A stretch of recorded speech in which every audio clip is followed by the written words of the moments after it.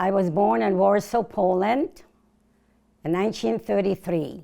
I remember when the Germans came in, and actually the soldiers, they weren't so bad. We lined up in lines to get food.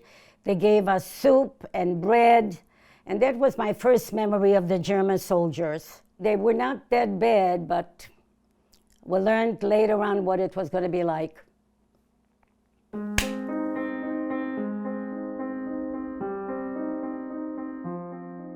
The Warsaw Ghetto towards the end looked like people walking around like zombies, dead bodies, people who had starved from hunger. It was the most devastating place to live in. They took away everybody's dignity, you know? I was very, very hungry, and I told my mother that I was hungry, and she said to me, she said, Reva, I have nothing to give you. There's nothing to eat. What you should do is take this big rubber ball and go out and play, and you'll forget that you're hungry. We were put on trains and taken to a camp called Demblin. There were 11 children in the camp. I was the oldest among the 11. And then there was this German who said to me, "Schmeiß das Kind weg, throw the child away," because I was holding this 6-month-old little baby. I ran into the dirty clothing that the women had taken off, a pile of dirty clothes. And I could see that the same German took a machine gun and killed all 11 children right in front of me while I was watching them.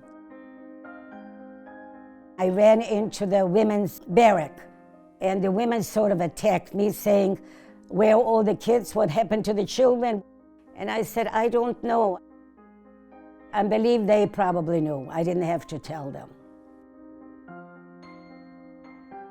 I was one of the youngest in my camp. I survived when I was 12.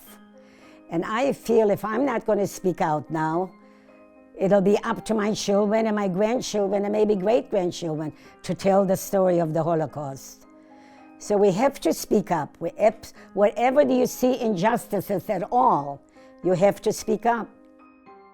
It bothers me a great deal when I see somebody who's hungry. It bothers me if I see a homeless person. It bothers me when I see people standing in line for food, because all these things come back to me all the time. Are you angry? Am I angry? I'm angry. I tell you what I'm angry. I'm angry mostly because I was an orphan. They deprived me of my mother and father. They deprived me of grandparents, of cousins. They deprived me of a childhood that I never had. Yes, I'm angry. But at the same time, I'm also very happy that I'm here in America and for the opportunities that I had and what America had given to me. I'm very happy about that. My name is Reva Kibort, and this is my brief but spectacular take on being a survivor.